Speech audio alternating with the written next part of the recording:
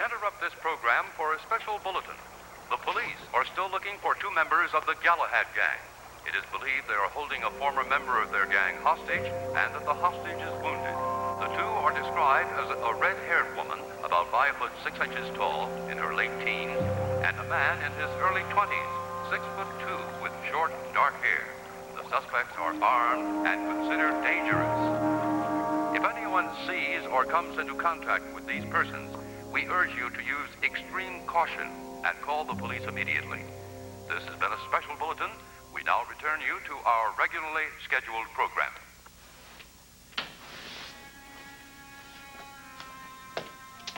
Morning.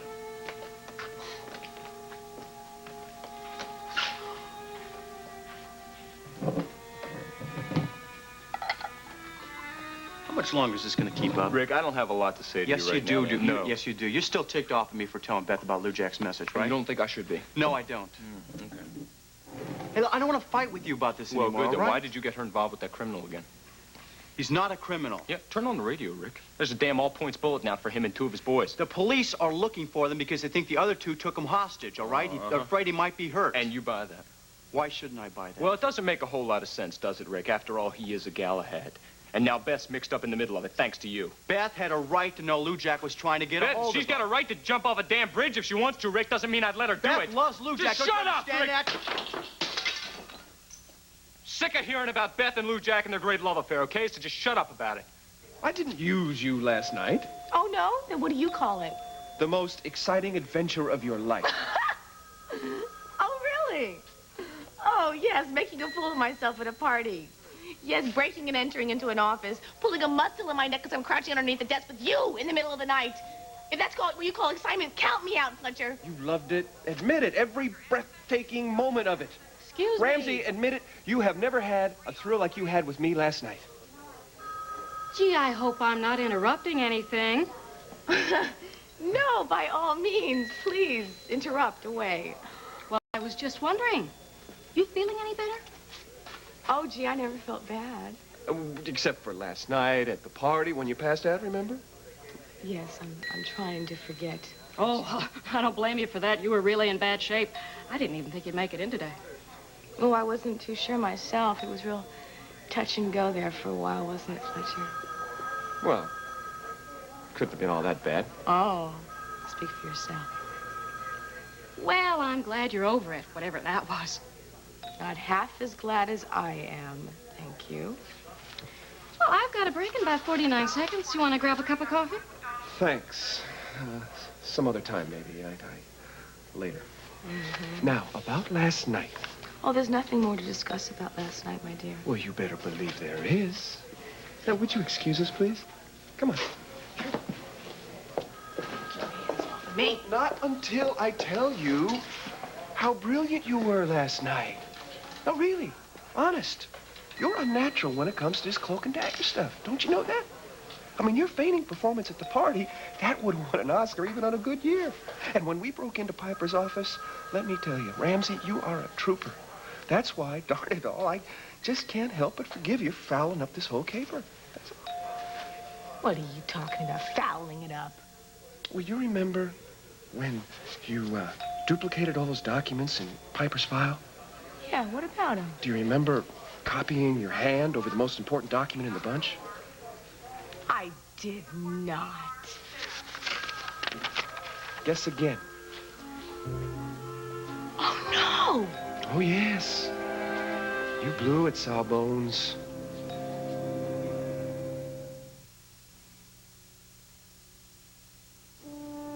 Tony, why is everything so right in here?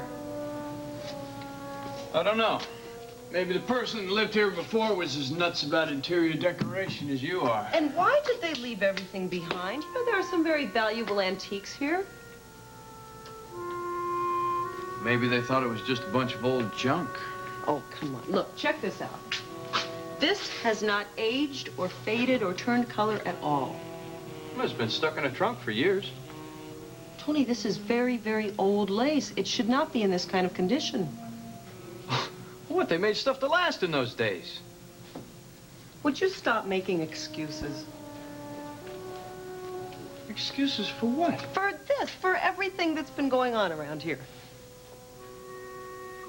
There is a reason for everything that's been going on around No, here. there is not a rational explanation for this. God knows, I have tried to come up with one myself, but this goes beyond rationality. There is no logical way to explain this. There is. How? We have a window that opens and closes by itself. We've got a cold spot in our bedroom in the heat of the summer. We've got lamps that go on and off of their own volition. I will figure all of this out. Just give me a little time. Can you figure out why I feel the way I do about this house? The moment I set eyes on it, I knew I had to have it. What, you fell in love with the house? Yes, but why? Exactly the question I've been asking for 2 months. And something drew me here. And then once the house was ours, I had to fix up everything just right. Every piece of furniture had to be perfect, and then it had to be placed just so. Did you not tell me that because you moved around so much when you were a little kid, when you had your own place, you were going to make everything perfect? Yeah, but this isn't just me anymore. There is something outside of me at work here, something that's making me set a stage. What for? I don't know. I don't know, but I've got to find out. I have to understand what's going on here. I'm not going to have any peace until I do. Okay, don't worry about it. We will figure it out. It is we, you know. Right. We will come up with an answer. Yes, Yes? but I don't think it's going to be all that simple, and I think we're going to need some outside help.